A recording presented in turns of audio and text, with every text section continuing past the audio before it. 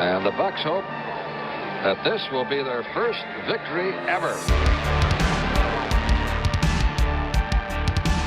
We have a great area, a growing area, in Tampa, St. Petersburg, Clearwater, Sarasota, Bradenton, Lakeland, and Winnehaven, and even Wachoo. Over 2 million fans, and it's the fastest growing area in the United States. Good afternoon, ladies and gentlemen, live from Tampa Stadium. For the first time ever in a regular season, the Tampa Bay Buccaneers entered this stadium with numbers in both the win and loss columns. The Buccaneers came onto the field to a wild standing ovation from the some 60,000-plus fans at Tampa Stadium. They did not introduce any players individually. The PA announcer said, "Ladies and gentlemen, your Tampa Bay Buccaneers." Welcome to San Diego, California, Super Bowl 37. It is Tampa Bay versus the Oakland Raiders. Third down, 18, dropping Gannon, looking Gannon, throws up in the head, intercepted, at the 30, Derek Brooks 30, Brooks to the 25, 20, Derek Brooks all the way, there it is, the dagger's in, we're going to win the Super Bowl. Tom Brady signing with the Tampa Bay Bucs tomorrow. Holy hell. Everyone always says, why the Bucs, man? Why do you choose the Bucs? And it was a no-brainer. Brady has all kinds of time, throws toward the end zone. It is a caught ball. Touchdown, Tampa Bay, Mike Evans. 8 seconds, 7 seconds. Brady to throw, throws a deep pass downfield. Got Scotty Miller in the open, makes the catch. Touchdown, Tampa Bay. Super Bowl 55 will be underway at Raymond James Stadium. Here's the snap out of the gun. Play action fake pass to Gronkowski. He's going to score a touchdown. Touchdown Tampa Bay. Holy guacamole. Bucs are the Super Bowl champs. They can't stop the clock. And there the cannons go. Fire them. Keep on firing them. Keep on firing them.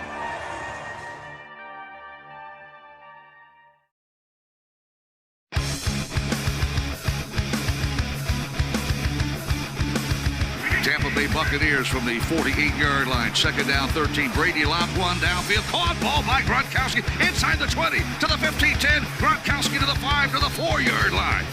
Holy guacamole. Here's the snap. Pressure coming from the outside. Brady throws it back. Caught ball first out of the 50. Outside the numbers 40 to the 30-yard line. To the 25. It's Perriman. Bashaud Perriman. Touchdown Tampa Bay. Bucs win in overtime. This is the Big Nasty. Yeah, Big Nasty. Hall of Fame Tampa Bay Buccaneer fan, baby.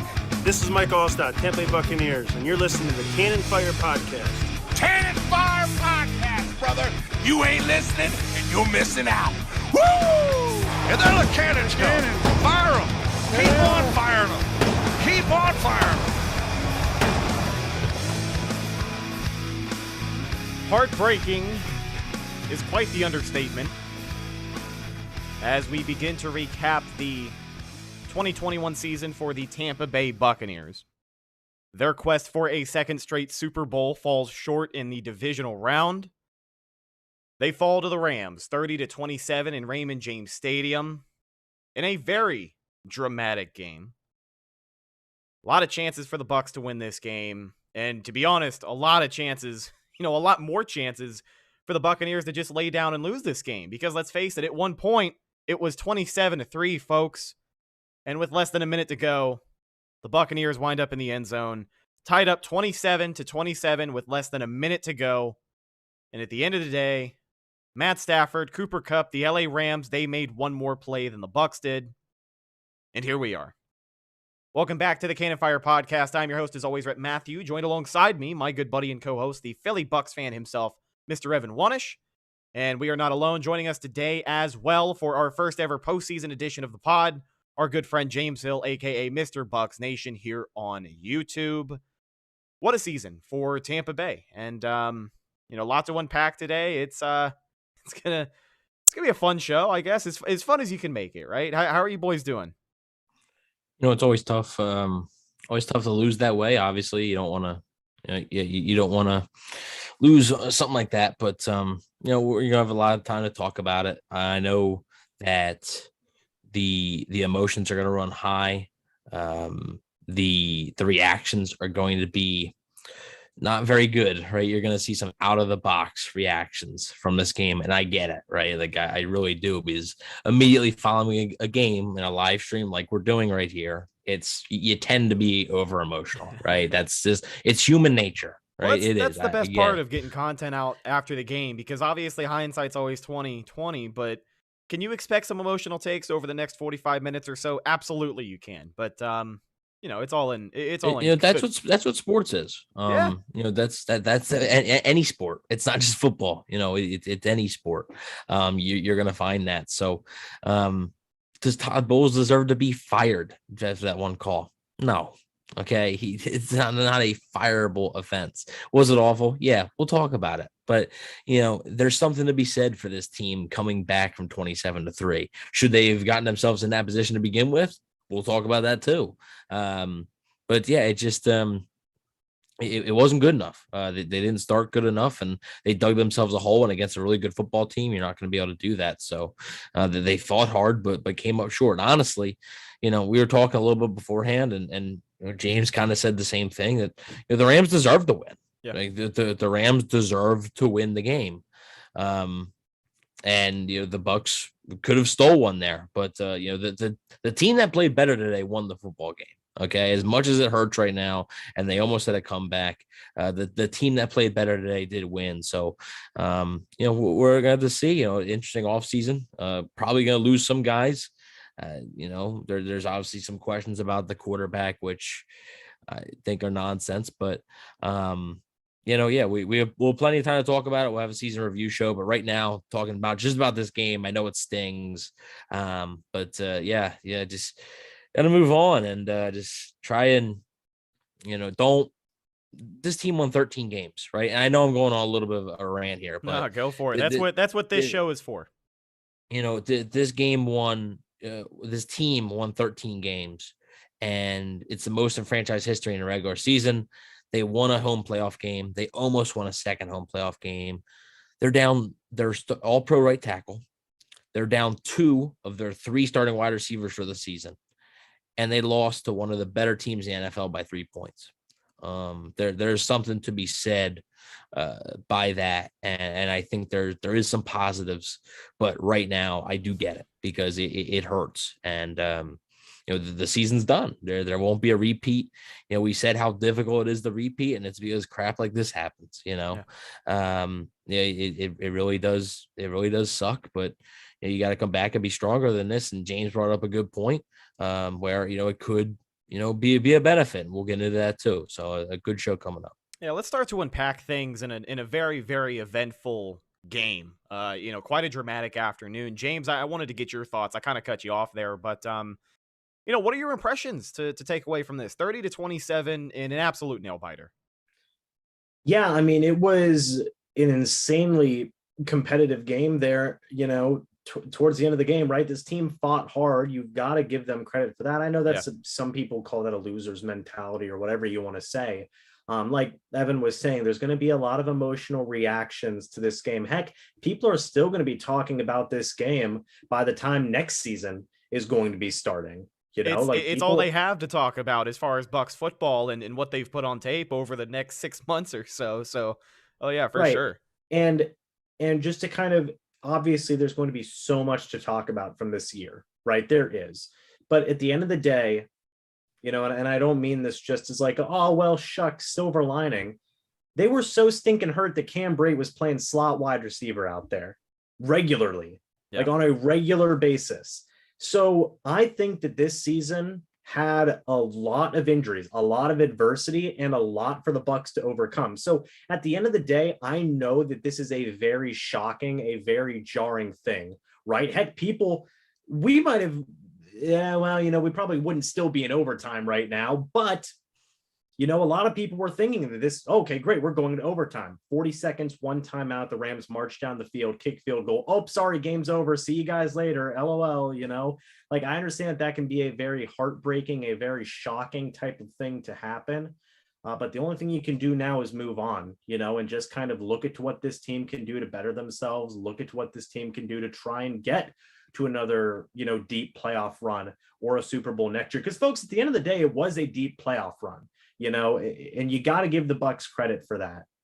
Only one team wins the Super Bowl every year. Unfortunately, it wasn't the Bucs this year, but there's going to be a lot of disappointed fans for a lot of other teams And how do you think Packers fans feel right now? Right. Like, how do you think they feel? Right. And I'm not saying that as an excuse of you shouldn't feel bad. Of course you can feel bad. Take time, digest this game, digest the entirety of this season, and then look forward to Buccaneers football next season. That's all you can do. There's nothing that can be done now to change this. And that's the way it is at the end of the day. So while it's heartbreaking, while it's upsetting, and while I completely understand where people are going to be coming from with emotional reactions, anger, frustration, all these other different types of things, at the end of the day, I am proud of this team and what they were able to do this year. And that's kind of my initial thoughts on that. At the end of the day, I think that's all you can do. You have to look at this from a purely football perspective about what they were able to put on the field today against the Rams. It's a home playoff game, and they are down 3 possessions at halftime. They eventually go down 27-3. The Bucs had every chance to just end their season right there. Go ahead and lay down and let the Rams take this game like a lot of people picked them to do today, but they didn't. And we've said so many times about this team over the last 2 years, the identity that they have, started to form as a team, especially with Tom Brady under center, is that they are never out of it. They won games that they probably shouldn't have won this year against teams like the Jets, against teams like the Colts, because just like today, when you think they're out of it, they're not, right? Yeah. And it's kind of a shame that I have to say that they shouldn't have won against the Jets, but it's true because it took a Tom Brady game-winning drive, just like he always pulls out of his hat, to get the job done. And today, I think Tom Brady, unfortunately, some of the mistakes early, the slow start, yes, you can attribute that to the quarterback. But at the end of the day, dude, I think Tom Brady did enough to put this team in a position to where they could have won that game if Todd Bowles doesn't call a blitz and only cover one person against Cooper Kupp. Actually, let's go ahead and start to transition into the events of this game. We're going to, I guess, work backwards here. We'll start with the last play of the game because that's the hottest topic right now that everybody is talking about. And then we'll start from the beginning, talk about how the Bucs fought their way back into this game. But James, I want to go ahead and get your take first. The really emotional reaction by a lot of people right now is, why did the Bucs blitz on that last play? It is, a perfect situation for the Rams to maybe play for overtime. I don't know if that's what a lot of people on the field, maybe their impression was, but the Rams made it clear they wanted to win that one. They take a shot deep to Cooper Kupp. Matt Stafford hits him perfectly because nobody is ready for him. And we saw the same thing happen earlier in the game. It was a 72-yard touchdown to Cooper Kupp on 3rd and 20 because of a missed assignment. Not so much a play call, but I think the play call is a little bit more to blame here as we look at the dagger in the Buccaneers season, that Cooper Kupp touchdown. But what do you think? Or I'm sorry, go ahead. Yeah, so in regards to the blitz, Evan or Rhett, I believe you put it best. One of you two put it best whenever we were talking before the show, where Todd Bowles, he lives by the blitz and he will die by the blitz. He will make sure of that. And unfortunately, it didn't work out for him. All it takes is one play, right? And unfortunately, the Rams just happen to have a fantastic counter to that blitz, sending Cooper Kupp on a streak. If it was a short pass, I don't think it would have gone for as far as that play would have gone. It was literally just send Cooper Kupp on a streak. He's one-on-one against Antoine Winfield Jr. I don't know if that was in a play call designed by the Rams or Cooper Kupp was just improvising. I have no idea. But unfortunately, it was the perfect counter to that kind of blitz. I'm not going to say that the blitz was the right call in that situation. I really don't think it was. I think at that point, you really should have just played more preventative defense and kept the guys in bounds. But maybe Todd Bowles was thinking, well, shoot, if we can get a sack, that'll put us into OT, or if they force an incompletion, it could have gone a lot of different ways. That could have forced a turnover. They could have forced a takeaway for the Buccaneers defense. It could have been a sack. All these other different types of things could have happened.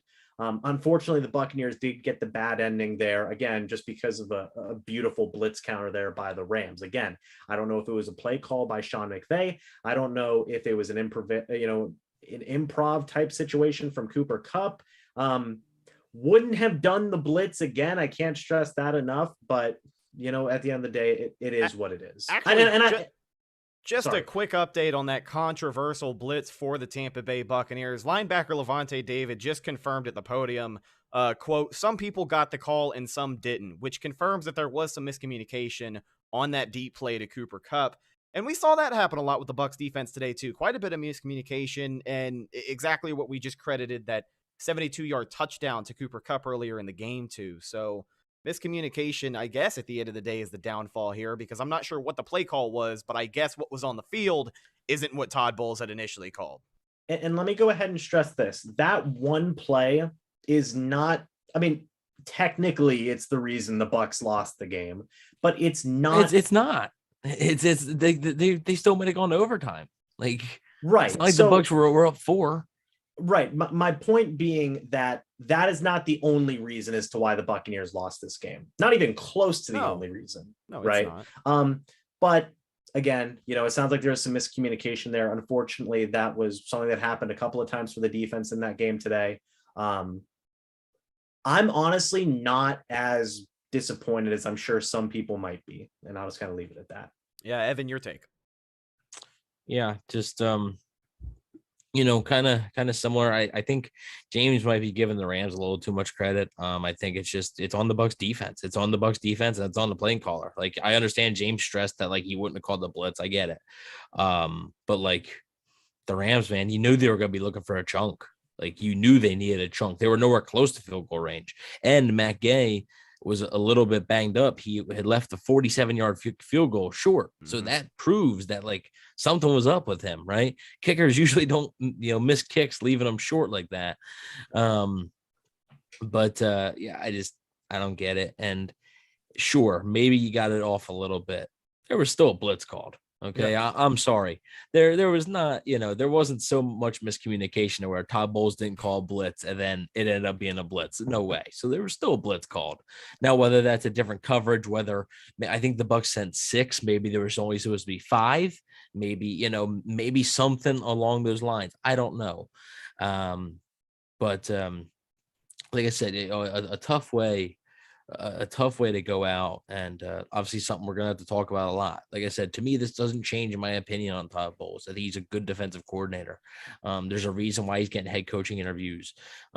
Tampa Bay's defense was not as good when he wasn't running it. All right, like it would not be a good thing if Todd Bowles were to leave. It wouldn't be. I understand the frustration, but I get it. But I don't think one play is going to determine the fate or what I think of a guy.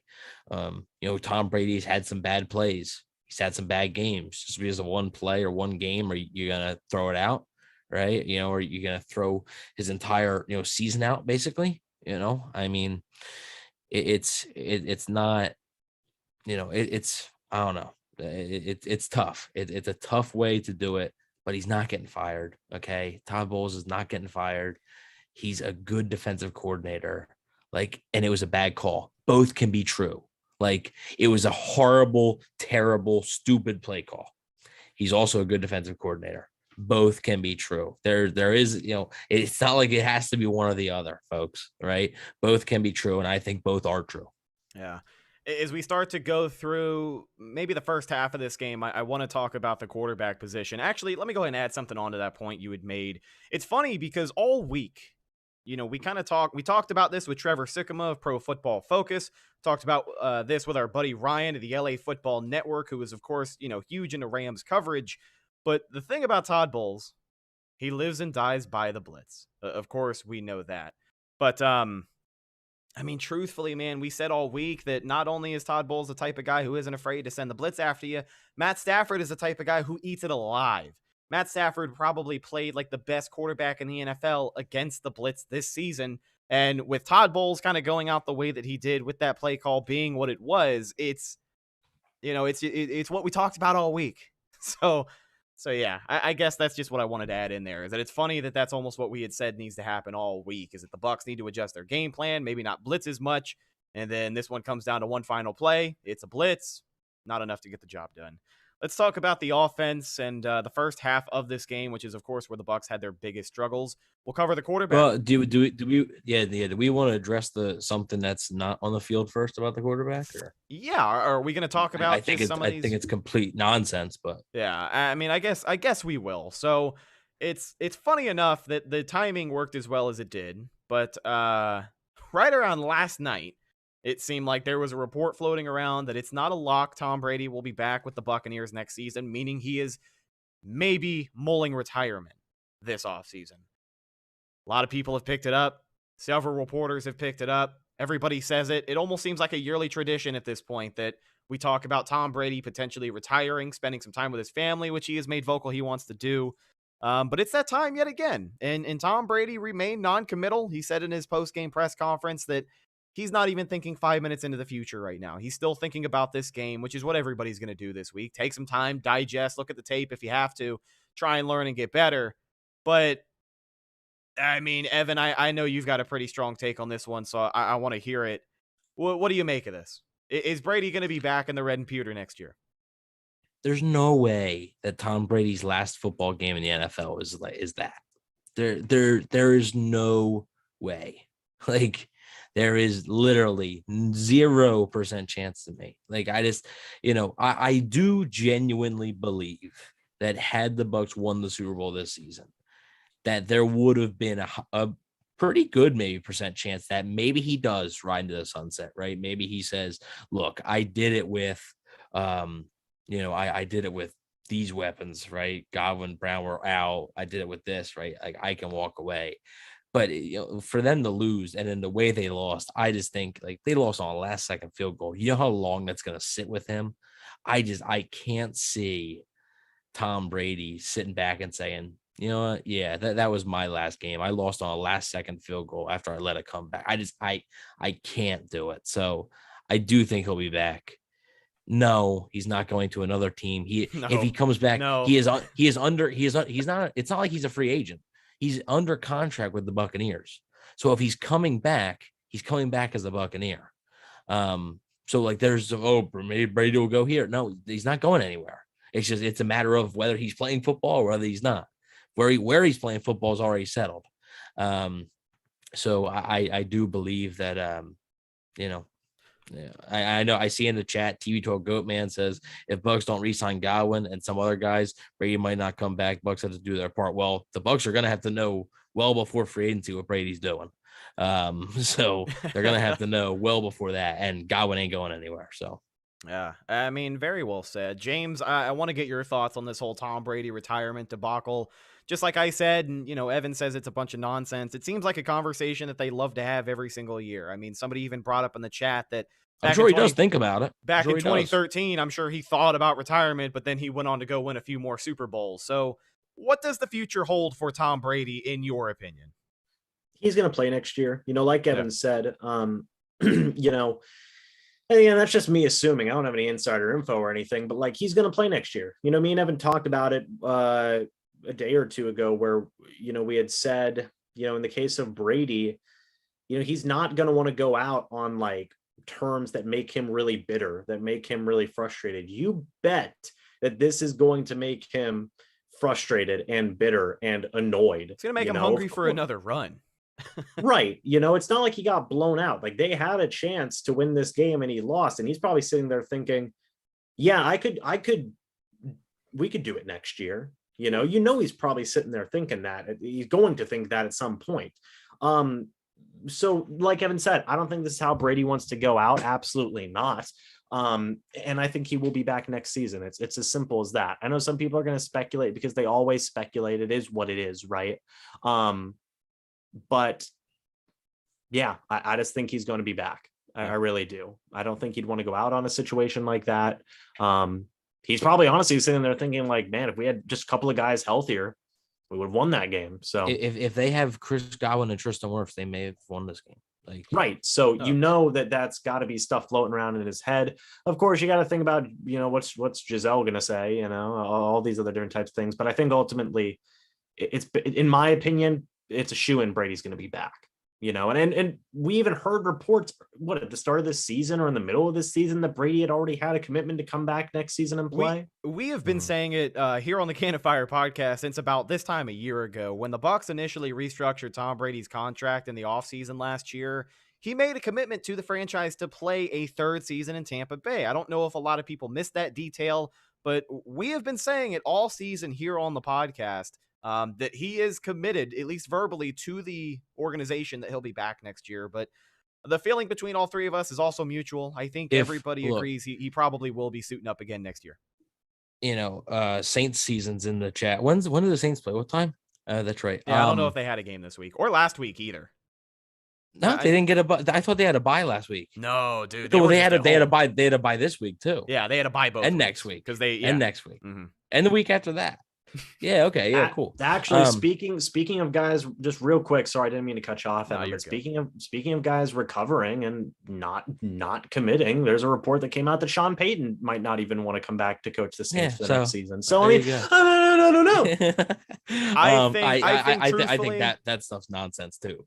I think truthfully, Sean Payton, I think he's just feeling the pressure. I mean, he did get upstaged by Kevin James in that movie they wrote. I think it might have opened some scars for him, right? Maybe brought back some bad memories, and maybe he's rethinking his time with New Orleans. Maybe he realized that Bounty Gate Super Bowl was nothing but a fraud. But this isn't a Saints show, so we're going to go ahead and keep talking about the Tampa Bay Buccaneers.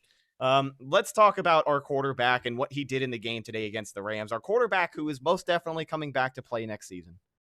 Tom Brady. Well, here real quick. Okay, here we go. That's the point I wanted to make. So,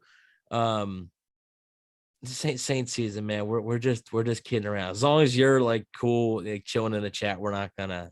Sorry. Sorry, we're not like that. But like Bruce Arians said, like he'd be shocked. He said he doesn't know, but he'd be shocked if Tom Brady retired. I don't think Bruce Arians comes out and says that if there's a part of him that's like, oh, I don't know. Like I don't think he comes out and says that. So I do think that. There is going to be a decision, right? There is going to be a talk, I'm sure. And we are closer to the end, but I don't think that he's going to hang him up. James, do you want to say something really quick before we move on? Tom Brady said he, recently, I think was what it was like, when I start playing bad, when I start to suck, that's when I'm going to want to retire.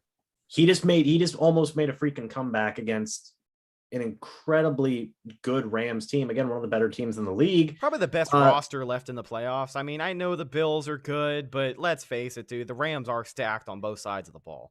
Right. So he did that with a lot of people hurt and, a lot of difficult circumstances. He's going to come back. He still hasn't lost anything, Now, it's not like the Bucs laid down and just lost in just like a heap.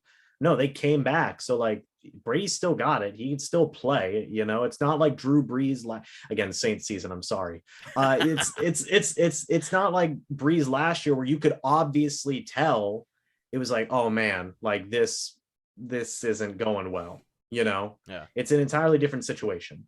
So as far as what Tom was able to do on the field today against LA, it's funny because leading up to the game all week, we looked back to the week 3 contest against the Rams and we said, listen, if the Bucs want to win this game, you cannot have Tom Brady throw the ball 55 times.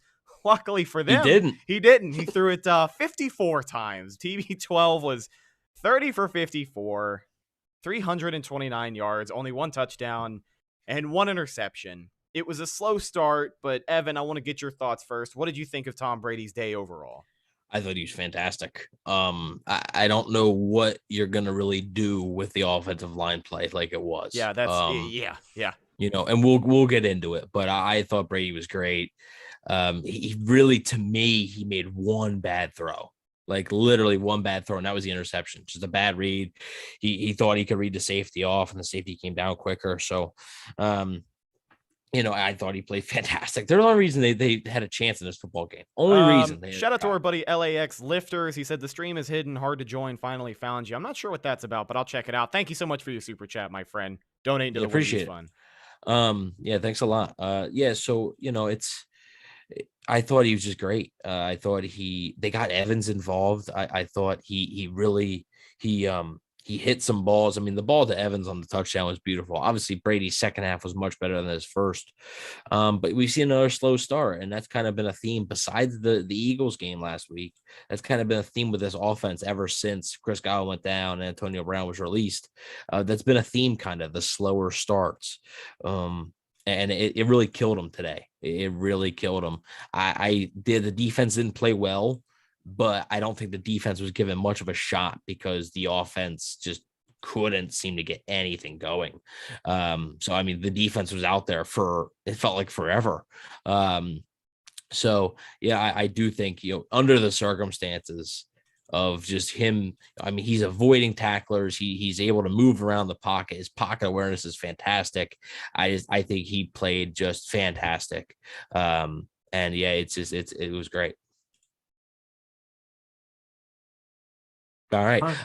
Yeah. So I said, we were waiting for James. I didn't know if he had a thought about Tom Brady his afternoon today. He was under quite a lot of pressure. James didn't have any thoughts. No. Sorry, I was zoning out. I was reading the chat. Yeah, you're not even paying attention. I'm reading the chat. That postseason fatigue has already kicked in for our buddy James. No, I agree. Like, the first half was not good. Some of it, and I think like some of it was on the offensive line, some of it was on the wide receivers. That just is what it is. Brady was getting hit time and time and time again. We talked about this. You're not going to have Tristan Wirfs out there. Gosh, Donovan Smith played a really rough game as well. I'm sure we'll talk about that. But the first half was really bad, but then for Brady to come back in the second half and just play a fantastic second half. My gosh. I mean, there was maybe one or two opportunities that you definitely like to have back and get a second chance at that. But I thought Brady played great today. I really do. I thought he overall had a fantastic game, given the circumstances and given the supporting cast around him. Like you said earlier, Rhett, he did enough in this game to give the Tampa Bay Buccaneers a chance to win this game. And that was what you want to see. Yeah, and you and I talked at halftime, actually. We said that, listen, if anything's going to change for the Bucs on offense in the second half, this offensive line is going to have to create time for Tom Brady to throw. And I thought they definitely did that. When they were able to give Tom time, he had time. There was that one offensive drive where Tom had more than enough time to hit somebody down the field. I don't remember if it was a third or a fourth down, but I thought the game was over at this point. That was the most time he had all day, and he wasn't able to make the play. But literally, aside from that, dude, what Tom Brady was able to work with in the second half wasn't very much. Josh Wells, the replacement for your all-pro right tackle, left this game. So they bring in Nick Leverett, and then Josh Wells attempts to come back into this game, but clearly he is also playing hurt. So what they were able to do in that second half on the offensive side of the ball to allow the Bucs to get back into this game, some of it was complimentary football, right? 4 turnovers by the LA Rams, a couple of fumbles here and there set the Bucs up in good field position, but they were not always able to capitalize on those. So really, I thought offensively, the change started when they started to give Tom Brady time back there to work, because that's what he does. He give him time to work. He's going to find the open man, and he definitely did that in the second half of the game. Yeah. And he was really, like I said, he was really good. And that fourth down play you were referring to, like, he was trying to target Cam Brate, thought there was a hold. There was a hold, like he was being held, but like in a situation like that, I don't think that's something the refs are going to call. Like it wasn't that obvious of a hold for the refs to call it. I mean, the defender did wrap his arm a little bit around Brate when Brate tried to make his cut. A lot of people say, well, Scotty Miller was open. If you look close, I believe I think it's number 32 was kind of there. Now I only got one angle of it, but he was kind of there. It might have been tough for Brady to fit it over his hands and into Miller's hands. So I don't know. But obviously, I trust Brady he knows where to go with the ball. So I'm not going to really question him on that. Well, talking about knowing where to go with the ball, I just wanted to kind of speak one more testament to Tom Brady's game today, especially in the second half. His best throw of the day was that throw to Leonard Fournette that he was able to reel in with one hand up and over the defender, basically right around the outside where the Evans one, I think. Well, yeah, the Evans one at the end of the game as well. I mean, Mike Evans, let's talk about his day, man. 8 receptions, 119 yards, the second straight 100-plus yard performance for Mike Evans in the postseason. I mean, Mike Evans, I know the season is over. The Buccaneers don't have a game next week, but I'm glad that Mike Evans was able to prove to a lot of people who he's a he number is one during this playoff run. He's a number one. He is is the Buccaneers' number one wide receiver. And when I saw him just absolutely shred Jalen Ramsey down the side of the field, that was a thing of beauty. Yeah, he's a number one receiver. Go ahead, James. I just want to say Tony Saylor just said in the chat that Evans was fantastic. Just wanted to listen, Tony, clap it up for Tony. Yeah. Clap it up for Tony. Let's give it up for Tony. Yeah. Let's give it up. We haven't given Tony Baloney the time of day here the past couple of weeks, but I'll tell you, with a take like that, when a guy like Tony Baloney can say how exceptionally well Mike Evans has been playing, you know it to be true. Mm-hmm. Yeah, I mean, Mike Evans was great. My gosh, he was going up against Jalen Ramsey is arguably I don't even say arguably, it's probably the toughest matchup you're going to have as a wide receiver, right? Yeah. And he did great in this game. He really did. It reminded me of the old days when it was just Mike Evans, out there by himself, basically, and he's out there having to get a crap ton of targets a game and putting up fantastic stuff. I mean, I guess he still does that, now he just does Mike Evans things, but it was a really good game. It was a really good game for Mike Evans. I'll be 100% honest with you. I'm probably the biggest Mike Evans supporter here on the podcast, but he's not even off of the hook for the first half that the Bucs played out there. He had that brutal drop. He had a drop that would have set up 3rd and a foot, right? I mean, he is definitely not off of the hook, but did he do what he needed to help put this team back in a position to win this game? Absolutely. And he did it by putting to shame one of the best corners in the NFL. And that got a lot of people talking about Mike Evans, because that's a guy who was just so underappreciated for so much of the year. And that's because he had so much star power around him that he wasn't exactly asked to be that guy. But when you ask Mike Evans to be that guy, the best wide receiver in Buccaneers history, well, chances are he's going to step up and be that guy. And I'm glad he was able to do that this week. Let's talk about some other guys on the offense. I think one of the biggest storylines coming into this game was the return of playoff Lenny. Leonard Fournette feeling back. He said he's feeling 100% ready to go, and that's what the Bucs were holding out hope for, right? They didn't put him in against Philly because they wanted him to come back. This week he's feeling good to go, so he goes out there and 13 carries, 51 yards on the ground, 2 touchdowns for playoff Lenny. And obviously, the momentum he had to start the game, he looked pretty good. I thought he looked, closer to 100% than he had, but after so long with the Bucs playing behind the way that they did, unfortunately, he had to abandon the run, and that, leaves Lenny's stat sheet out to dry a little bit. But I thought what we saw was, more of the same from playoff Lenny. I felt like they abandoned the run a tad too early. Just a tad too early. Obviously, being down that much, you had to throw. I get that, but it felt like after the first drive, they threw 2 balls that were incomplete, then punted. And I think they went 3 and out. And then after that, they just they didn't run the ball at all. Then, and it felt like there were some opportunities there where they could have. And I thought he looked good, right? I thought he did look good. Yeah. He was playing under some tough circumstances. His cousin was killed earlier this week in Louisiana, so he decided that he wanted to play. So obviously condolences to him, the whole family, and Fournette, obviously. But yeah, I thought he played good. He looked good on that one-handed grab, like we just talked about. It's the Brady ball. He looked good. I was worried, right? A little bit worried, or not really worried, maybe anxious to see him catch the ball and see if he was going to be able to keep it up. And it seems like he has. He's definitely earned a spot on the roster next year. However, it's all about the money, right? And a lot of people are asking in the chat. That's why I want to ask this. Any chance that they keep Leonard Fournette, and there is a chance, but it really all depends on the money, right? We don't know that right now. There's going to be a ton of time to talk about that, but I did think Fournette looked pretty good. We didn't really see any other running back besides Leonard Fournette either, so he was pretty much a bell cow on this one. Evan, let's just do the entire offseason right now. Let's just have a 3-hour thing and just cover it all right No, now. That's what we do the season review show for, which should be, I think, maybe a week or two from today. Yeah. But if you guys want to talk a little bit more about Bucs free agency and, of course, what the future may hold, we're going to do all of that and more on the season review show. Be on the lookout for that. But a little more on today's game. I wanted to kind of wrap up talks on the offense before we talk about the other side of the ball. And then eventually we talk about this officiating because, folks, for people in the live chat, I promise you we will talk about special teams and officiating before the podcast is over. But final thoughts for this offense, what they are able to do over 2 halves. I mean, we talked about the Band-Aid on offensive line, Josh Wells, doing what he could, right?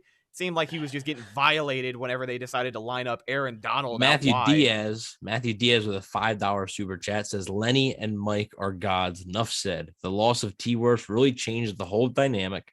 Glad they went down like champs. Proud of them. Proud of the I think Bucs. he's trying to say. Yeah. Appreciate the super chat, Matthew. Yeah, thank you so much, buddy, for donating to the Wendy's Fund. And just like Matt said, you can't help but feel proud of this team, the way that they went out. I know I said it to start the podcast. I'll say it again. They had every reason to not want to keep playing to win this game, and they did just that. The way that this game happened, I'll go on a little bit of a rant here. The way that this game happened, with the Buccaneers at one point being down 27-3, you have to be thankful for things like these. Not only do you have to be thankful that the Buccaneers were even playing in the divisional round to begin with, but I think you have to be thankful that, one, they went out the way that they did.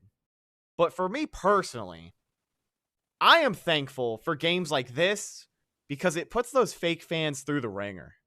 Like, the people who didn't watch Buccaneers football in 2012, 2013, 2014, when they had every reason to lose a game and for some reason they're tied up with less than a minute to go, even though they lose in heartbreaking fashion. That's what a lot of Bucs fans were used to for a very, very long time.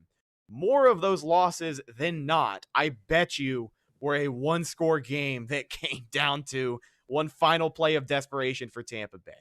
But the people that I saw on Twitter today leaving the game early, right? People leaving in the second quarter. These are people who have been banging their chest about what big Bucs fans they are all season. Left this team in a home playoff game in the second quarter, just to get home in time to see them potentially tie this thing up and send it to overtime. But you know what? I'm glad that we got to see people's true colors and we got to see who sticks with this team when they are down and who does not. Because there were a lot of pretenders on social media today, and I'm really glad a lot of them got exposed because a lot of them pretend to be something they're not, and that's a true fan who's going to be there to watch their team no matter what. I will say that you can't. I don't know if you can say you're a diehard fan, like a diehard fan, right? And then leave a Bucs playoff game after the second quarter. It's a playoff game. That's just a waste of money, I feel like, at that point. I get it if it's a regular season game because, hey, whatever, you can go to like a couple other ones. But like, man, that's a lot of money to go to a game like that. So I don't know. I'm not going to, harp on really anybody or whatever, but from my personal experience, no matter what it is, that you stay until the clock hits zeros. I was in attendance for the Saints Bucks game last year when the Saints beat the Bucks 38-3, and I was there when the clock hit zeros, and that was a regular season game. So, it's, I don't know. I don't really have too much of an opinion on it. To me, that does prove that like you're not. Like, you clearly don't care enough because if you're going to leave a freaking playoff game, come on, right? I'm glad this one ended the way that it did. So those people who left early should feel bad that they left. Mm-hmm. I'm just saying, man, like if you're upset, just go get some snacks or something, that'll make you feel better, Yeah, something like, like if you're go take a lap around the stadium. Yeah, exactly. Yeah. If you're that mad, like just watch it on the TV for a little bit then outside in the concourse. Like there's no reason to leave. And now, anybody who did leave, congrats. That's the last time you'll be in that stadium for 7 months or whatever.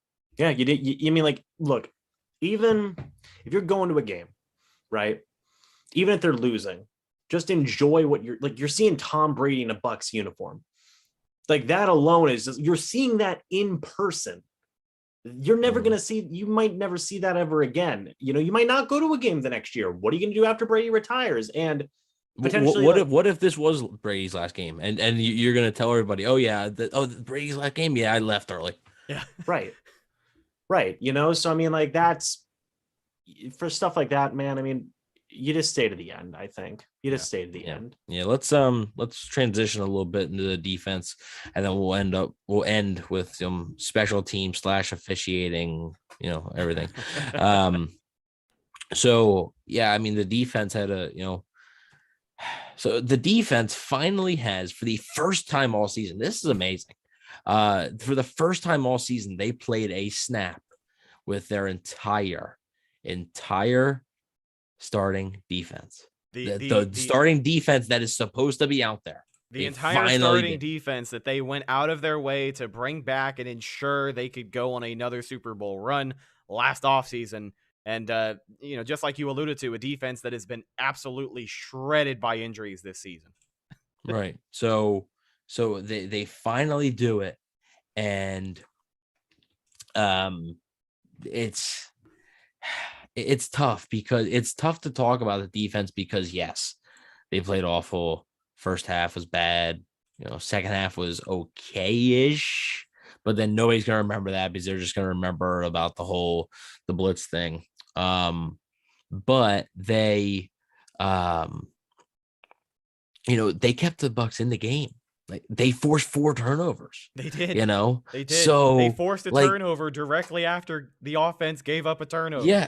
Well, I mean, technically, yeah, that's more on the Rams' miscue there. They took advantage of the miscue. Sure. Yeah. But dude, Cam Akers, if Cam Akers gets a first down, the Bucs never, the final score is 27-20 and the Bucs never get a chance to tie it, but they forced the fumble. So the defense is not without the defense, they don't even have a chance to tie the game, or to go to overtime. But at the same time, the defense is the reason they didn't. It's really weird. I didn't think anybody on a defense played particularly well. I thought there was a few plays, but I don't think anybody had an overall game that I was like, oh wow, yeah, this player played good. I just didn't see that, and that's the result you're gonna get. I know it probably isn't that. I mean, going forward, obviously, there's no more football left to play, so it's not going to be that much worth talking about. But there were a few guys who had a pretty alarmingly bad day. I think Sean Murphy-Bunting, we'll go ahead and start with him and then maybe get your thoughts on a couple of other players that stood out today, good or bad. But I thought Sean Murphy-Bunting played the worst game of his career. And I know that injury is hard to come back from. It's important to remember that this is a guy who missed a little over half the regular season because of an elbow injury that he had week 1 against the Cowboys. That's tough to come back from, especially considering the moving parts this defense had all season. It's not like they're working with consistency week in and week out of who's going to be in the game plan doing what. It almost seems like everybody's assignment changed every other week due to injury. So what did you make of this performance from SMB? A lot of fans are calling for his head. He's not going anywhere. Mm-hmm. Let's just get that out of the way. Let's clear the air. It's not like the Bucs are going to ship him off somewhere, but I mean, this was just an awful game for him. Probably, like I said, the worst of his career. Yeah, he struggled. He struggled for sure. Not as much in coverage, just the tackling. In coverage, he was okay. He fell on that last one. That's kind of a tough break when you just fall. But yeah, in the coverage, he looked okay. Just his tackling was just brutal. Yeah, he's not going anywhere. He's still under contract. The Bucs want to see what they have. He's going, he's going to be going into his 4th year. So it's, whatever. If he's as bad as everybody swears he is, they just won't re-sign him. No harm, no foul. So yeah, I mean, he definitely was bad, but it just, like I said, it felt like, it felt like there wasn't anybody on the defense that was good enough. Emily wants a Coach Evan description of the comeback in the 4th. I will do that at the end. I will come to the podium at the end to answer a few questions as Coach Wanish. So we'll do that at the end. But first, I want to get James's thoughts on SMB's day.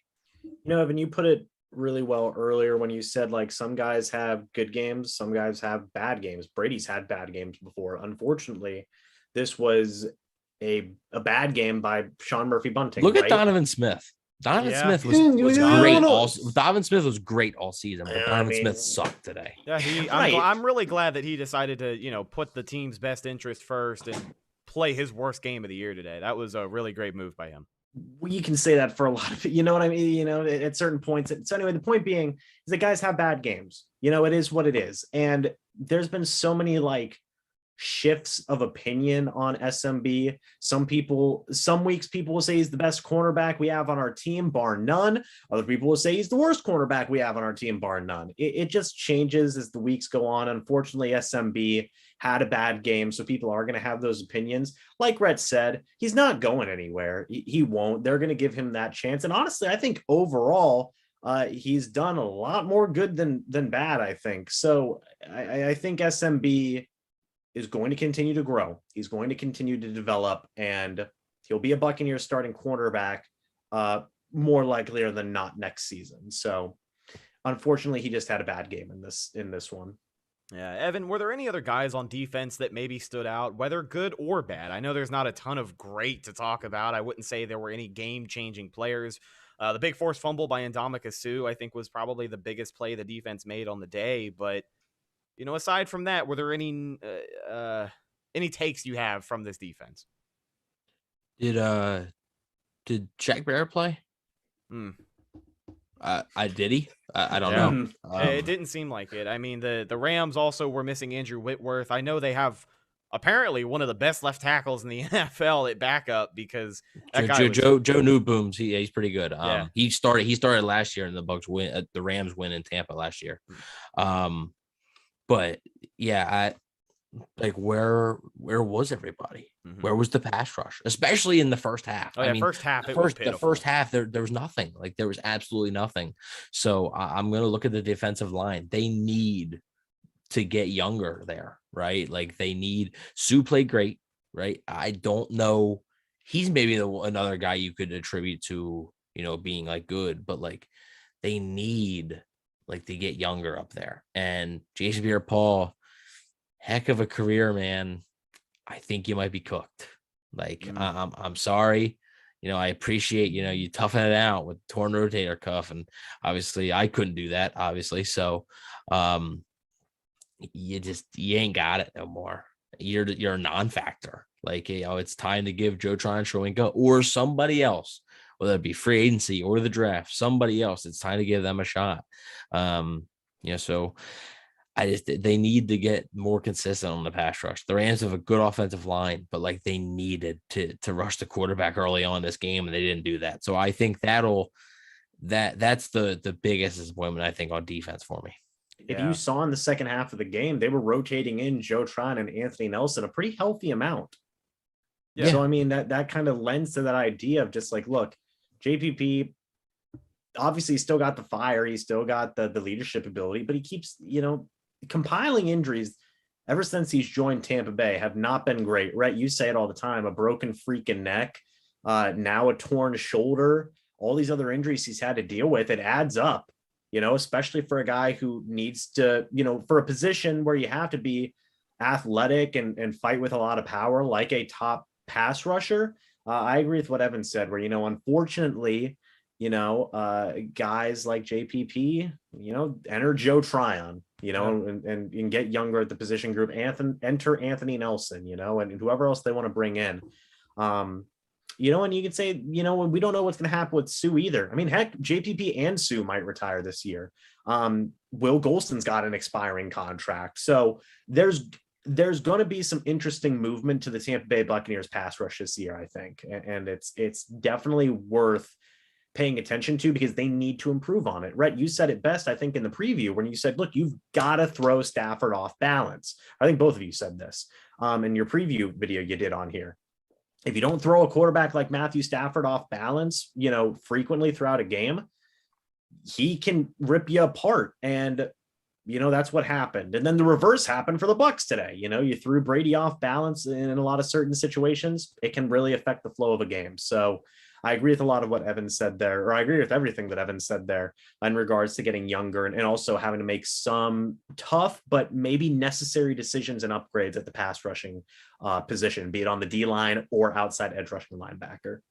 Yeah, it's a conversation that, a full year ago, we kind of knew we were going to be having, that eventually the Bucs are going to have to get younger at the defensive line. This year, I think, was the last hurrah for that main front that we have seen. Guys like Will Golston, he does have an expiring contract. We'll be back. He made it clear he'll be back. He's already said he has every intention of finishing his career in Tampa. But, you think about guys like Ndamukong Suh, you just mentioned, Jason Pierre-Paul on the outside, even Steve McClendon. Steve McClendon's 36 years old, pushing 37. That's pretty tough to play nose tackle in the NFL at 37 years old. That's why there's not a lot of them doing it. So, yeah, this defensive line is probably going to look much different moving forward. But, of course, we have the next couple of months to figure out in what ways that will be. But let's talk about the final phase of the game today. And unfortunately, on special teams, I think the People's Champ may have just kicked his way out of Tampa. That was probably the worst game we have seen from Bradley Pinion in a Bucs uniform. Like, that was bad. His punts weren't awful. No, but you cannot. Yeah. All right. I know. I get it. His punts weren't awful. We love you, Bradley. You might have to go. You can't do that boy. twice. Like, that hurts to say too. Like, that's our dude. That's the People's Champ. But he didn't do a lot to help this team win today, unfortunately. You can't do it. Once is bad. Twice is really bad. Yeah. Like, you can't do it twice. It happens, right? Well, it probably happens to every kicker. By the way, by twice, Evan is referring to Bradley Pinion kicking the kickoff out of bounds, which results in a penalty and allows the Rams to set up shop at the 40-yard line as opposed to the 25. Yes. It just, that happens once, whatever, right? It can't happen twice. It really can't happen twice. And he's due $2.9 million next year, and they can cut him and get off the hook for that completely. So, yeah, I don't expect him to be back. I don't expect him to be this team's punter. It's a shame. Like I say, he's a great dude. He's treated us well. He's come on the show twice already. He's been awesome for us and to us. But the punts for pups thing and everything, he just, it's a business, right? And you got to win football games. And he didn't help. He wasn't the main reason, no, but he didn't help. I could say he didn't help them win. I could say he was one of the many reasons the Bucs lost today. If I listed 10 reasons, he might be on one of them. Yeah, sure. Yeah. I just want to say, go Bucks, go Bolts. Says the kickoffs were never a problem. Only some punts were bad. I don't. Oh, sorry. Then he said, and then this. Okay. Yeah. There you go. Right. Because Bradley Pinion would be able to kick it out of the end zone, and then they start automatically at 25. Right, and just like you guys said, it's unfortunate to see. I don't know if they would.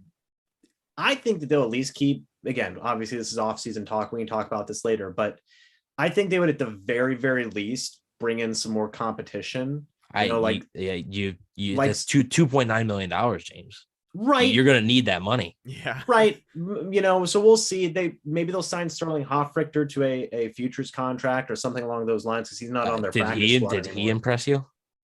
Well, I don't think he was unimpressive per se. James, the only guy who thinks that every player they bring in is just fantastic. Well, I don't agree with that, because Josh Wells is a human being. But wow. Wow. But no, the point being, though, for Bradley Pinion, that was not good on the kickoffs. Did he do 2 in a row? No, I don't think it wasn't in a row. But it was 2, and it was 2 more than it should have been. I think one was right after they kicked their first field goal, so right after they scored their first points, and then the other one I think was maybe right after their first touchdown, maybe. Yeah. Might have been. Yeah, so but I think it also goes deeper than just like Bradley. Like, the entirety of the special teams unit today was rough. Yeah. Ryan Suckup missed a 48-yarder. Bradley Pinion had his game. Jalen Darden So speaking of Darden, we got a super chat from the Chaos Card for $1.99. Appreciate that. Thoughts on the returner position at this moment? This is gonna hurt me to say, but yeah, it's Jalen Darden's not ready. Like, he will be eventually. I'm a big fan of Darden. I was on James's live stream when they picked Darden. They trade up to get him in the 4th round. I saw somebody early in the chat. I don't know if this person's still in here, but said that Darden's as big of a bust as Noah Spence is. Look, Darn was a fourth. Darn, I know, right? They made it personal. I don't know who you're calling a bust. Reference Noah Spence a bust. I don't know what that means. Okay, I don't speak that language. I don't know. I don't know what that means. I don't relate those two things in my head together. But that's a double dose, man. I know. Just that person just wanted to end me. So it's tough. But I mean, he's not as Noah Spence was a second round pick. Harvinder, real quick, says Rhett, Evan, James, been a pleasure listening to your podcast from the other side of the pond. It's 1 a.m. here, going to watch some of the Chiefs game, get some sleep. Thanks for all you do. I appreciate it. We all appreciate it. Thanks a lot for sticking around. And it's an exciting off season. We have a lot of stuff planned, so excited to get going and hope you stick with us. They need to find somebody there, and they thought they had found somebody in Darden, but clearly, they might need to keep looking. Like maybe you need to go out and sign a receiver, or there's some running backs that can do it. There's some cornerbacks that can do it, right? There are guys that can do that. So they need to be able to find that guy, because you don't have to be a Devin Hester, right? Like you don't, and I still think most of it, right? 80% of it is on the coverage mostly. What are you supposed to do when you're receiving the punt in the air? You catch it, and there's two guys right there. Right, what are you going to do? Let's look at Giovanni Bernard. After Jalen Darden left the game with a concussion, Giovanni Bernard comes in, doesn't fair catch it, but it's not like his blocking was doing him a favor either. And I'm glad that we actually got that question with the Super Chat, because the special teams as a whole is what I wanted to shift the discussion to. We talked about Bradley Pinion, of course. I don't know if there's much of a conversation to be had about Ryan Suckup. I don't think there is. He's fine. Hey, listen, maybe 4 or 5 months from now when the team is back in the facility, we could be seeing some stuff about Jose Borregales, a little kicking competition, huh? I mean, that's very far into the future, and we'll talk about it when we get there. But aside from that, wait a minute, hang on. This is funny. Dark Angel says Isaiah Rodgers in all capitals, and then says went to my high school. Blake has been playing great for the Colts. I think I know somebody who went to Blake. You know what's funny, Dark Angel? I don't know what year you graduated from Howard W. Blake High School in Tampa Bay, but I am a class of 2017 alumni, and I played on the same football team as Isaiah Rodgers, and he absolutely made everyone look silly every single day at practice. He almost single-handedly won the game for the Colts against the Bucs earlier this season. So yeah, Isaiah Rodgers is an absolute stud. And I said on this very podcast 4 years ago, when he was still playing at UMass, I said, listen, man, I know the Bucs like the local guys, but if you're looking for a late round pick, Isaiah Rodgers is going to be an incredibly talented player. And he is proving to be that. He is one of the most improved players that Indy had this year. But yeah, a high school teammate of mine. So I'm curious what year you graduated. This is whenever you have like those moments where it's like, whoa, we're like, we were like friends in high school the entire time. I'm really kind of curious because like I said, I graduated 17. So I'm curious. He said he played in the band. He played in the band. So like, what year were you playing? What year did you graduate? You know what I mean? Brett's out here making his connections. If 2019. So yeah, him and I went to school together at the same exact time and he had no idea. I don't know what his real name is, but yes, sir. That's pretty funny. He was playing. You know what's funny is that he was playing in the band, and I was doing PA announcing for the football team my junior and senior year. So we were literally like that close to each other for a very long time. That's pretty funny. Let me say this though to Evan's. Well, I guess both your guys' point. They've got to find people who are better at the what would you call it? This gunner blocking. Coverage. I mean, just coverage. I mean, you're going to need to find special better team at specialists. defending it. Yeah, they've been better at defending it. Sorry. Right. Grant Stewart's been actually a good find. He's been a really good find. Friend of James's channel. What did he die, James? Why are you pointing to the sky? Is it because we're blessed? He's been a good find, right? He has been a good find. So they need to find more. I don't even know how to say it. Yeah, guys that can play coverage, I guess. I don't know.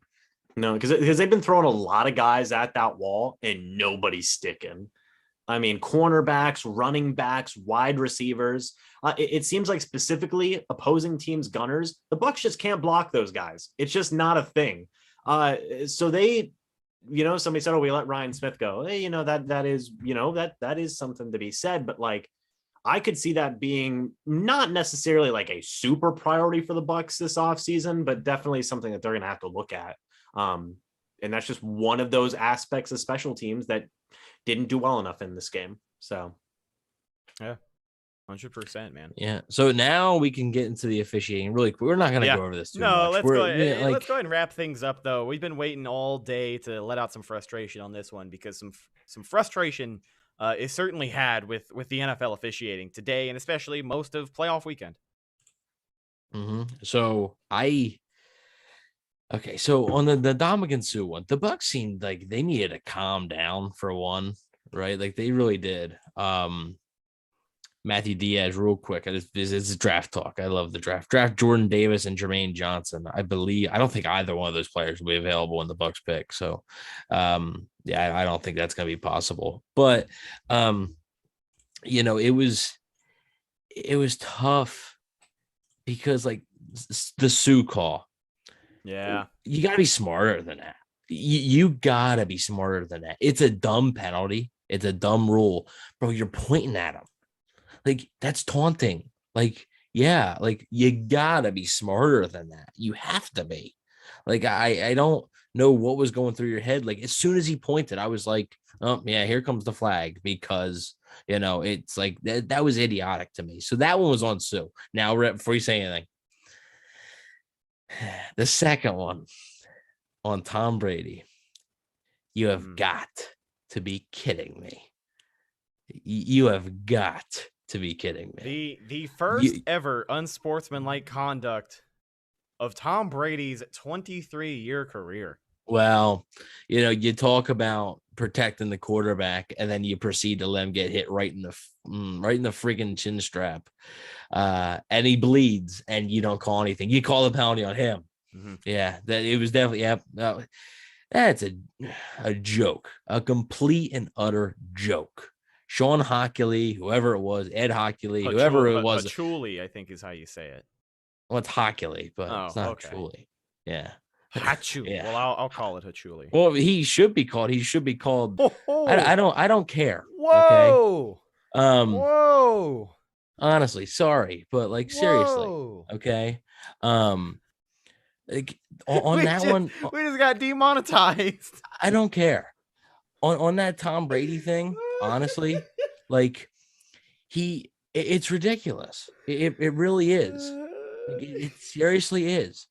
And I don't care. It's literally ridiculous that Tom Brady has to be called for that when he's getting hit in the chin, right? He is getting hit in the chin. It drew blood. It drew blood. It drew blood. It drew blood, and it's honestly ridiculous. And sorry if I offended anybody or anything. Sorry, right? Didn't mean anything hurt by it. Truly didn't. But it was honestly ridiculous that they called that. Honestly, I don't have. I'm trying to talk here. I know you. I'm so sorry. I'm sorry. I understand, like, yeah, you can't, there's certain things like you can't say they're ref. Like I get it, right? But come on, right? Well, like seriously. You know what? I wanted to get your thoughts. I know we had talked about it previously on James' live stream, but I wanted to bring this up again for the sake of more conversation about the officiating as we kind of start to wrap things up here. What did you make of that call on Mike Evans later in the game? It was a Yeah, I mean, it was a late hit from Eric Weddle, and it seemed like they ruled another one where that's the rule, but it's a dumb rule. Yeah, but like I just don't know what universe where a late hit isn't an automatic first down for the guy who got hit. Like I don't know where the rule changes to where a late hit. Well, the play was blown dead. Apparently, Whatever. I don't know. I don't know. Yeah, it's. That to me, if you have any 4th and 16, 4th and 17, whatever it was, right? Like whatever it is. Our buddy G Vegas said, "Did Brady pull a Jackie Moon and threaten the ref's family?" You're out of here, Jackie. What did I say? What did I say? It's honest. And Ben Lever's calling the unsportsmanlike conduct penalty on me. Yeah, I get it. On number 2. Okay, so I do have a number now. All right, I have an official number. But yeah, that's stupid, man. Just because it's a dead ball. Come on, seriously, It's a dead ball. Like, oh man. The thing I don't get so if hang on real quick, if I'm a defender and he 4th and 17, I am just leveling the Right? receiver. Yeah. Because Yeah. they're not going to call anything. And the offense doesn't keep the ball, so why not? If that ball would have been in the air for one more second, would have been an automatic first down, So I agree with Evan saying that's a dumb rule. It's just a dumb rule, I mean, they call it the way they should have called it, I guess, but you got to change that rule, or at least like have a different definition for it, Yeah. In the case of the Brady penalty, I didn't see specifically what Brady had said during the live stream. When I was watching, it looked like he said, "Are you effing kidding me?" to the ref. I couldn't make out. Yeah, I couldn't make out what he said. I do not know, but Rhett, me and you had talked about this, I believe, at halftime or something, right after the game, basically. Where shoot, man, you drop an F-bomb to a ref, they're gonna give you something, regardless of what sport it is. I mean, listen, Brady has his rap of usually looking for calls. I mean, it's no new instance that Tom Brady is yelling at officials. It's kind of become a weekly occurrence at this point. But at the end of the day, yeah, man, I mean, if you're going to give a referee an earful, you have to be prepared for him to maybe take it personally, right? Like, right. I don't know what he could have said to that ref that would have made him, throw the flag the other way. But unfortunately, it is what it is. And the fact of the matter is, it didn't do a whole lot to change the outcome. So real quick, I do agree that the Brady one was pretty iffy. The Evans one, that's a dumb rule. The Sue one, that's on Sue.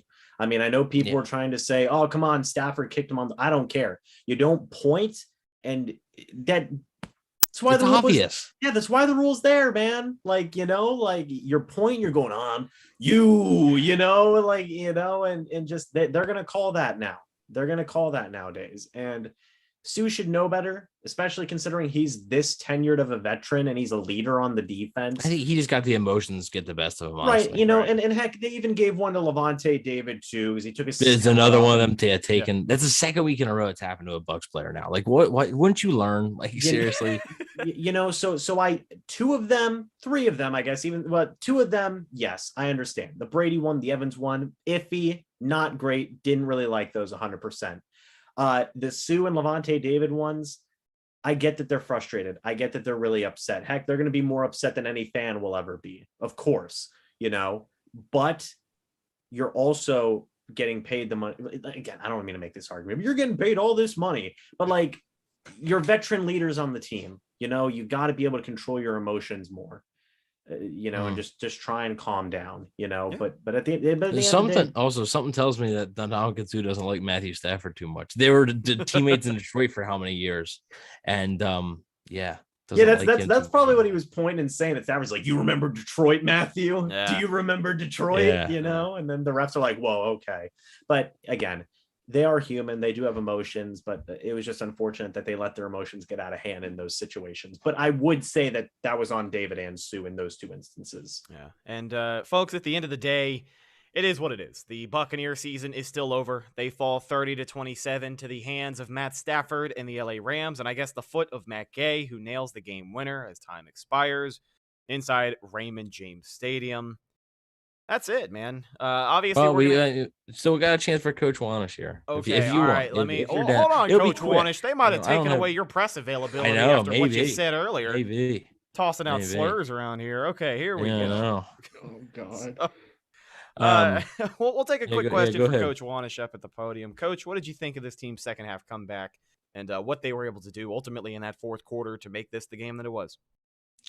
Yeah, I thought it was good, but just not enough. Got down early, and then when you get down early to a good football team like this is, you're gonna have to claw your way back, and we did that, but just didn't do enough to get the job done, and too little, too late, really, not enough. It was a great comeback, but we shouldn't have put ourselves in that position to begin with. Should have became better prepared from the start, and just a shame it had to go that way, but we weren't prepared from the start. Good comeback, but it just. Too little, too late, like I said. Coach. I know. Wait. Only one question, folks. Coach, only one question. Right here, Coach. I know that you've heard the rumors about Tom Brady potentially mulling retirement after this season. Have you heard anything from Tom personally about his commitment to the organization? Tom is Tom's a competitor, and Tom's a football player, and he's a competitor, and he's a competitor at nature. And I know he's going to want to compete. He's not going to want to go out that way. We'll see though. It's up to him, and we'll have to wait and see. Coach, breaking news actually coming through the wire, brought to us by our moderator David Cardona. Are you aware that the NFL is officially fining you $12,748 after referring to an NFL official as an expletive? I'm not aware of that. Happy to pay it. Not aware of that, but I am happy to pay it. As Dak Prescott would say, I guess good on them, right? I guess that's what he said about the fans throwing the eggs. I'm not aware of that, but just going to take it in stride and learn from it. And I didn't mean to offend anybody, of course, but the officials, they dictate the game. They make calls in the game, just like we make calls as head coaches. And sometimes they make mistakes just like we did at the end there. Yeah. Well, Coach, thanks for your time this season. That'll wrap up our final press conference. And Kevin was asking why I changed my voice. That's like my coach voice. I have to change coach voice, folks. Yeah. I feel like some people tune in and like they don't know that the Coach Wanish thing is a gag. Yeah, there we go, Kevin. You're on the right track, buddy. Ladies and gentlemen, that's just about going to do it for this week's episode of the Cannon Fire podcast. We are going to have much more to say on the season review show, and you can expect that here within the next week or two. We'll really recap the Buccaneers 2021 campaign from start all the way to the bitter end. We'll have quite a bit to say. And the chaos card with one more super chat, 199 super chat. They're keeping Brady to coach Trask. So is Brady going to be the coach now, or is that what are you trying to say? I don't know, man. Maybe after Brady finally retires, he immediately hires on as a coach for the Bucs. Anyways, we appreciate the super chat. Yeah, thank you so much, buddy. We appreciate every single person for tuning in this week and all season. It has been quite the ride. The Bucs won a franchise high amount of games. We got to bring you the content week in and week out and really watch it with some of the best fan base in the NFL. So we truly appreciate your guys' support. Thank you to all the new subscribers this season. We were able to hit 3,000 subscribers right after the playoffs started, which was an awesome feeling. And we're really hoping to keep the momentum rolling next year as hopefully Tom Brady and the Tampa Bay Buccaneers will be gearing up to make another run at a Super Bowl championship, because you better believe this team is still a contender. And there's a lot of things left to be decided throughout free agency. We'll keep you posted on all of that. But it really should be an interesting next couple of months for Bucs fans and, of course, the team itself. Any last words, my friends? No, you hit the nail right on the head. Appreciate all the support this season. Obviously, the page has reached very big heights, and we're hoping that, like I said, an exciting offseason with a lot of news is going to be coming out. So be sure to stick around. We got a lot of things up in the cooker, I should say. Yeah, there we go. Yeah. Follow the show on social media. Facebook. James doesn't get to say any last words. Come on. Oh, well, go ahead. I'm sorry. I didn't mean to cut you off. I thought you were good. It's been a fantastic season. Seriously, thank you to everybody for the support on both of our shows. Proud of the way this team played this year, right? Mm-hmm. We had the Super Bowl last year, a deep playoff run this year. It's still a great era of football here for the Buccaneers. Like Evan said, there's going to be a lot of interesting offseason talk to be had here. Heck, we're technically not even done with football, right? Because there is going to be another Tampa Bay team with the USFL with the Bandits. So. Hey, let's go, baby! Get ready to saddle up, boys. How about it, James? Let me get a quick little saddle up. Go grab it. Go grab it. It's in my car. I don't care. Go get it. Just go really quick. Go run. Okay. All right, so we're going to prolong the podcast so James can get what I am really wanting you guys to see. And of course, we are alluding to the USFL coming back this spring of 2022. The Tampa Bay Bandits. We got more Tampa Bay football here over the next couple of months to pass the time before the big boys come back. It should be fun, right? What do you think, Evan? Are you excited about the USFL? It's football. It's football. And I don't know if these leagues or whatever, how well they do, right? Like whatever. But it's football. It's good to have some semblance of football. And I enjoyed the XFL. I did. 2 years ago before COVID came and sort of ruined it. I enjoyed the XFL, and hopefully the USFL is quite on the level of that. Hopefully. Yeah. I mean, it's waiting on James here, but he should. Well, he has a channel. he has a channel called Bandits Ball. Bandit Ball. Yeah, there it is. Bandit Ball. He has a channel called Bandit Ball, and he's talking about the Tampa Bay Bandits. So he's doing literally now 2 channels because he's covering the Bucs off season still, but he's also covering another football team. So I don't know, like why he does this to himself, but he is committed to keep putting out content. So go subscribe to that if you haven't already. Yeah, I expect to see both Evan and I on that periodically. I think we'll both be helping him out every now and again, putting some content out for that channel. But if you're watching live over on YouTube, I wanted to end this thing on a high note. And, a little bit of a prelude to Tampa Bay Bandits coverage here, but I don't know what's taking James so long. I know his car isn't that far away. I don't think he wasn't running. He was never running. I would love to see like an outside camera, like at his car, like and just frantically looking through his car right now. Yeah, he's probably got half of it empty in the side of the driveway right now, trying to find it. I'm not going to give away what it is, but we'll read some of the live chat really quickly. Chaos Card said this ending doesn't feel too bad. James, I remember following every single one of your streams during the 2019 season. Now that season was a roller coaster. I mean, it was it was a 7-9 football team, but it definitely was. Well. Oh hell! Here we go, folks. We got here? What have we got here, James? What have we got here? What is he? Let me tell you, folks. Oh. Let me tell you. Folks, if you're listening to this on Spotify, Apple Podcasts, whatever it may be, we appreciate you, but you are missing out right now. You are missing it. Let me tell you something. Well, I figured it was perfect time to talk about Bandit Ball. I mean, we got ourselves a new channel, right? It's called Bandit Ball. If you haven't heard of it, well, you better start hearing about it, because he's not going to talk about like that in every video he does, I promise. Because I'm going to tell you right now, if you want the best coverage for your Tampa Bay Bandits, you got to come over to Bandit Ball. And you know what we say, boys. You know what we say. It's time to giddy up and saddle up. Saddle up. That's right. I'll tell you, the perfect cherry on top to this one. Christine Arians just liked my tweet that said the referees literally think they're the main characters on TV and it's ruining football. Hey, there you go. So, that's right. So it's good to know that Mama Arians feels exactly the same way that most of us do. And with that being said, ladies and gentlemen, that's just about going to do it for this week's episode of the Cannon Fire podcast. Thank you so much for checking us out live on YouTube or listening on any of our podcast outlets. It has been a great season of coverage for the show. And we're excited to bring you the same great stuff over the course of the offseason and beyond. Looking forward to a great 2022 regular season. The countdown is on. Follow the show on social media, Facebook, Instagram, and Twitter. All of those are Cannon Fire Podcast. Best place to go for updates on the show. And, of course, Buccaneer news as it happens. Speaking of Bucs news as it happens, you can follow my co-host Evan on Instagram at Bucs_daily, the #1 Buccaneers fan page on Instagram. You can also find him on Twitter at EvanNFL. And you can check out James and his content right here on youtube.com/Mr. Bucs Nation.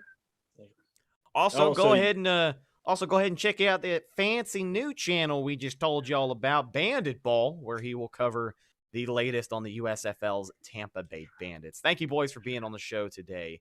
It really has been a good season, and I'm looking forward to an even better offseason, hopefully. Man. That's it, folks. Yeah. That's it. That's all she wrote. Yep. It's been fun. Ladies and gentlemen, for the final time in the 2021 season, I'm your host, Rhett Matthew, signing off for my co-host, Evan Wanish, and our special guest, James Hill, a.k.a. Mr. Bucs Nation. We will talk to you on the next podcast. Until then, and as always, go Bucs. Yeehaw.